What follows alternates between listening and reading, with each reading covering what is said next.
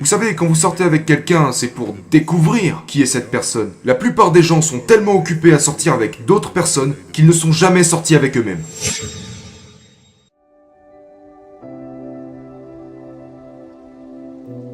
Les ceintures régionales des États-Unis, ainsi que les centres-villes, pleurent la même chose.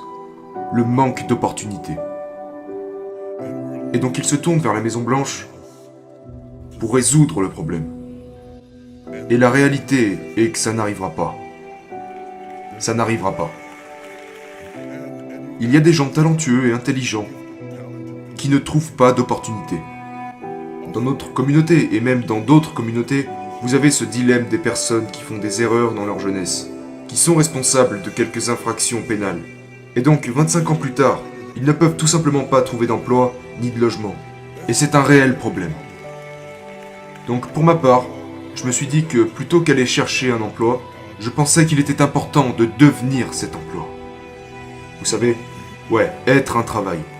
Pour vous engager sur les opportunités qui existent, pour créer votre propre réalité, votre propre business, votre propre entreprise, et devenir votre propre patron. Votre propre patron. Vous devez être vous-même, et pas ce qu'on voudrait que vous soyez. Parfois, vous vous reconnaîtrez dans ce que je dis. Parfois, les gens vous donnent un surnom, et vous commencez à vivre selon ce surnom. Et cela vous restreint de ce que Dieu veut que vous fassiez de votre vie. Quand vous regardez Jésus, qui était le fils d'un charpentier, et qui plus tard sera appelé lui-même charpentier, celui qui manipulait le bois, a fini cloué sur le bois. Et ce qui se passe dans la vie à mesure que nous évoluons en tant que personne, nous ne pouvons pas nous laisser incarcérer par tout ce dont les gens nous décrivent, parce que sinon, nous limitons alors ce que le Saint-Esprit peut faire de nos vies. Ces événements accumulés qui s'attachent à la religion bloquent souvent notre vision de la révélation. Ouais. Et parce que j'ai été élevé par un père mourant, né entre deux bébés morts à la naissance. Et j'apprécie vraiment la préciosité de la vie. Le bébé avant moi est mort. Le bébé après moi est mort. Et ma mère s'est accrochée à moi telle une mère ayant déjà perdu un enfant. Et une appréciation de la valeur de la vie est un refus de permettre à quiconque de vous enlever ce grand privilège d'être en vie. Je penserai par moi-même. J'ai avancé dans ma propre direction. Vous pouvez dire et penser tout ce que vous voulez, mais je resterai moi-même. Vous voyez ce que je veux dire? Et le cœur de ce livre dit: ne soyez pas limités. Ne vous arrêtez pas seulement parce que vous pensez que vous ne pouvez pas faire quelque chose, ou que vous ne pouvez pas changer. Évoluer en tant qu'individu. Explorer de nouvelles façons de penser. Faut que je m'arrête parce que je pourrais en parler des heures. Non, c'est super. J'aimerais approfondir cela parce que le principal de vos enseignements est l'un des messages les plus influents. Ce que j'en ai déduit en vous écoutant, c'est sortir de sa zone de confort. Je me demandais cependant, parce que je vous ai également entendu enseigner tellement de choses sur nos capacités, et que chaque personne a reçu un don de Dieu. Pour la personne qui essaie de décider ce qu'elle peut être ou de ce qu'elle peut faire, je pense que je sais ce que j'aime, mais je ne peux pas certifier si je l'ai ou non. Comment faites-vous la différence entre rester dans sa zone de confort versus aller au-delà de nos capacités? Vous n'êtes mesuré en termes de succès que par votre investissement en termes de contribution. Si Dieu a donné à un homme un talent et à un autre 2 talents, il ne s'attendait cependant pas à ce que l'homme avec un talent en produise 10, mais au moins 2. L'homme qui avait 2 talents est revenu avec 4. L'homme qui avait 5 talents est revenu avec 10. L'homme tenant 2 talents revient avec 4. L'homme tenant 5 talents revient avec 10. C'est la même chose. C'est au centuple. Il y a aussi l'homme qui arrive avec un talent et qui repart avec rien du tout. Maintenant, l'apôtre Paul dit que se comparer les uns aux autres n'est pas sage, parce que nous n'avons pas tous le même point de départ. Donc, si je réussis en fonction de ce que mon voisin possède, ce n'est équitable seulement si j'ai commencé avec ce que mon voisin avait lorsqu'il a commencé. Je suis en contact avec moi-même d'une telle sorte que beaucoup de gens ne sont pas. Je me connais. Je sors avec moi-même. C'est drôle, mais c'est vrai. Je suis sorti avec moi-même. Vous savez, quand vous sortez avec quelqu'un, c'est pour découvrir qui est cette personne. La plupart des gens sont tellement occupés à sortir avec d'autres personnes qu'ils ne sont jamais sortis avec eux-mêmes. Quand Dieu a dit à Adam, le tout premier commandement que Dieu confie à Adam dit d'être fructueux. Et vous ne pouvez être fructueux que si vous êtes empli de graines. Ok ? Donc nous parlons de la différence entre les fruits et les graines. Identifiez votre graine et ce qui vous rend fructueux. La première révélation de graines devrait avoir lieu dans votre famille. Vous devriez avoir eu des parents qui vous ont dit « Cherchez la graine ». Je vais maintenant vous raconter mon histoire de grand-père que t'as demandé. Tu vas la voir. Nous sommes donc dans mon église et il fait sombre. Il y a mes petits-enfants et des amis à moi. Et nous voulions prendre des photos mais je ne trouvais pas les lumières. Et vous savez, une fois que je les avais trouvées, je n'arrivais pas à les allumer et ça agaçait tout le monde. Et donc nous avons essayé de prendre quelques photos. Et puis ma petite fille est intervenue et elle a dit « Attendez une minute, je vais aller chercher une lampe de poche. » Elle est passée sous le banc sous lequel nous avions caché les lampes, a arraché une lampe de poche, l'a ramenée et a dit « Comme ça je pourrais prendre les photos. » Et donc, je lui ai dit « Mais voyons, tu ne veux pas être dans la photo ?» Et elle a dit « Non, je veux pas être sur la photo. Je veux tenir la lumière pour qu'on vous voie. » C'est la graine dont je te parle. Voilà la graine. Ça commence très tôt. Très tôt, très tôt. Son instinct dans cette situation a été de résoudre le problème. Elle a dit « Je ne veux pas être sur la photo, je veux tenir la lumière. » Ce sont ces graines, orientées vers ce canal, vers cette zone où vous pouvez cultiver ce que Dieu a planté à l'intérieur de vous. Et c'est vraiment, vraiment important. Il y a des gens dans cette pièce qui possèdent des graines dormantes à l'intérieur d'eux-mêmes. Et s'ils entrent dans la bonne atmosphère, ils deviendront des êtres que vous n'avez jamais vus avant. Mais ils n'ont pas toujours eu l'avantage d'avoir des parents qui pouvaient le comprendre, ou qui avaient le temps de le voir, ou qui savaient comment le voir. Mais même en tant qu'adulte, il reste des graines en vous dont vous ignorez l'existence. C'est ce qui est arrivé à Élie. Il réalisait la vision de ses parents. Il labourait les champs. Tous les garçons ne sont pas des agriculteurs.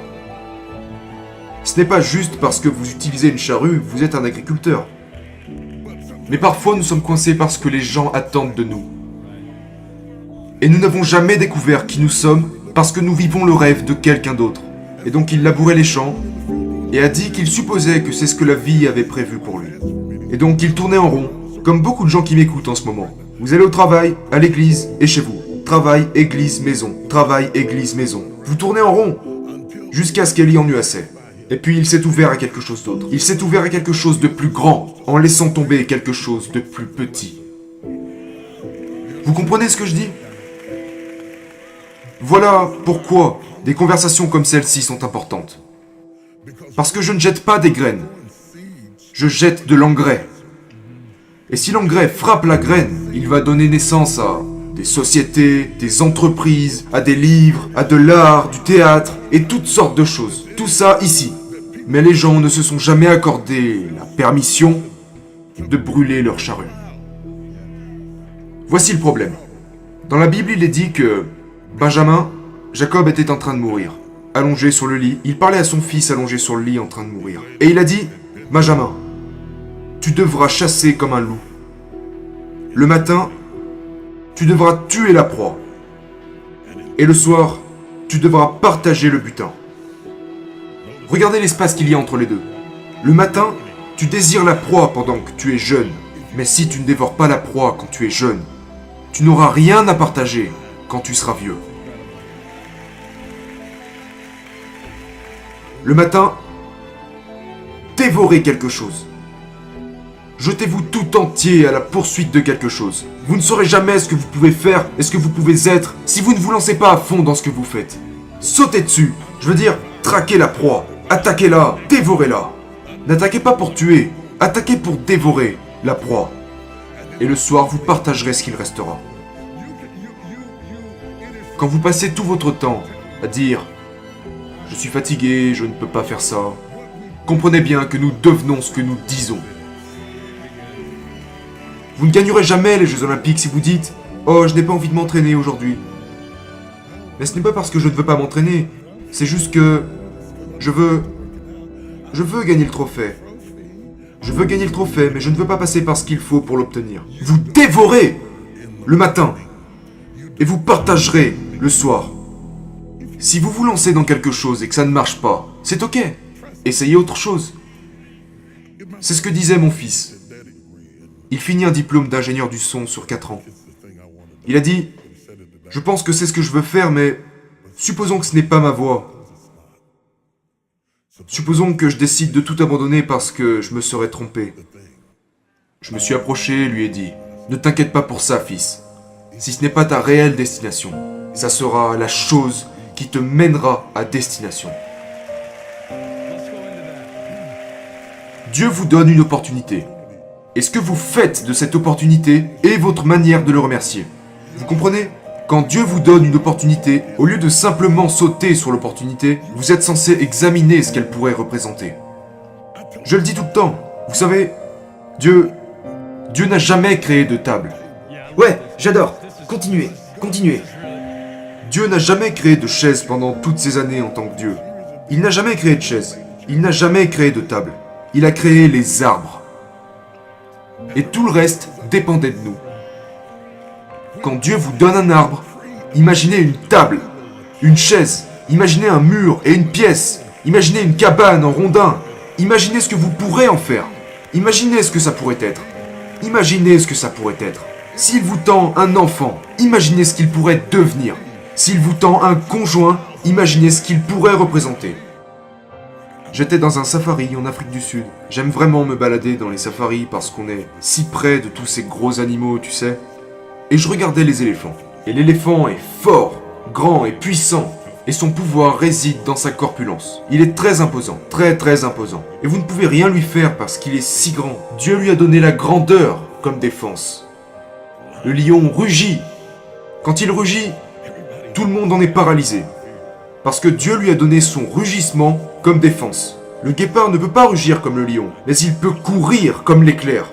Quand il démarre, il traverse les bois comme si de rien n'était. Parce que Dieu l'a mis en mesure de courir comme ça. C'est sa défense. L'aigle déploie ses ailes et s'envole dans les airs. Et il dit, je ne peux pas courir, mais je peux voler.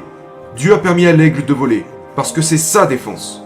Et donc, je pourrais me promener dans la jungle et dire, mais Seigneur, je ne peux pas voler comme l'aigle, je ne peux pas courir comme le guépard, je ne peux pas rugir comme le lion, je n'ai pas la corpulence de l'éléphant. Qu'as-tu donné à l'homme comme défense?